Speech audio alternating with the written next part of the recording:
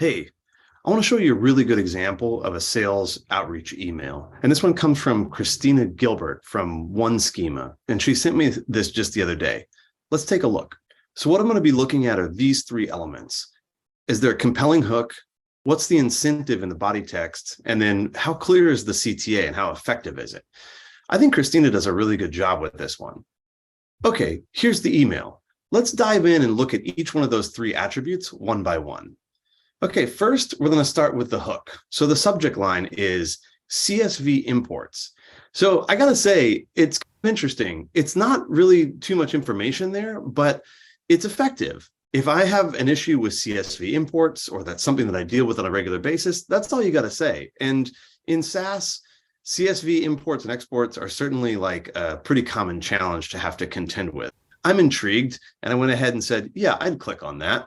And now let's take a look at the body text that goes along with this email. This represents some really good research on the part of Christina to find out about who I am and to connect with me.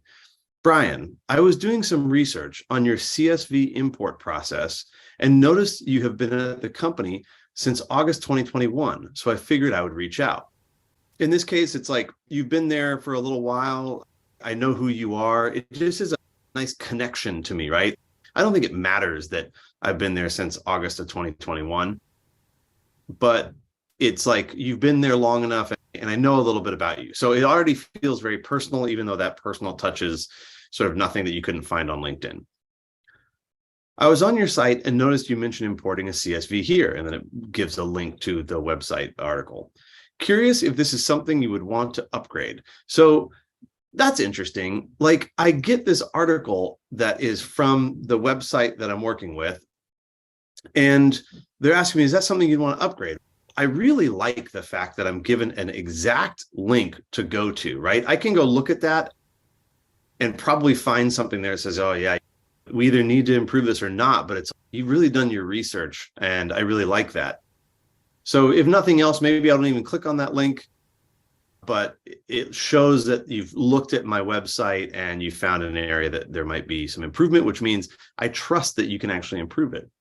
So then the last part of the body text is our simple turnkey importer can be embedded into your workflows, allowing your customers to validate and clean spreadsheet data using CSV imports. A little bit of a long sentence there, but it's basically, hey, I know who you are. I found that you have this issue, and by the way, we can resolve that issue. It's a nice flow through here. So let me show you the interesting thing that Christina does in this email that I think is really great. Let's look at the call to action. So down at the bottom of the email, this is the last line. If we could help your team focus on higher level product priorities, would that be useful to you?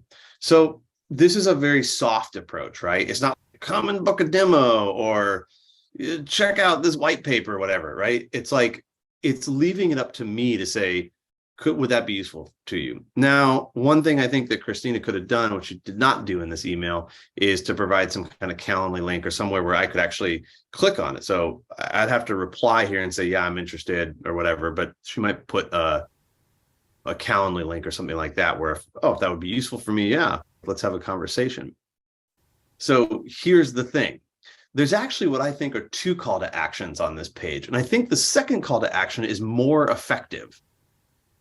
Down here at the bottom, after we see, here's the opener, here's the link, here's everything, co-founder, she has her contact email. Now down at the bottom, it says, P.S. Noticed on your LinkedIn profile that you are based in the Seattle area. Have you ever tried Cafe and Claire? I've heard really good things. Now, this, I think, is the actual call to action, because maybe I'm not interested in CSV imports. Maybe I don't have that problem. Maybe that link isn't relevant to me. But have you ever tried Cafe and Claire?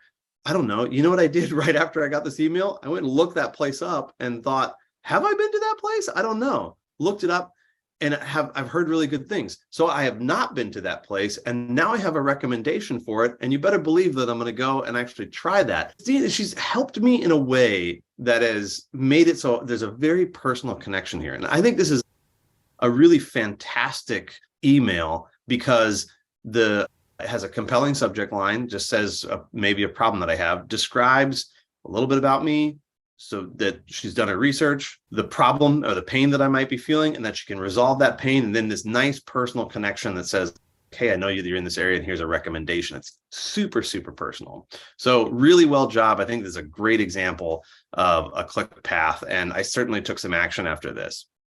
So if you have a click path that you'd like analyzed, feel free to reach out to me on LinkedIn, or you can go to learningoutcomes.com and send me a contact there.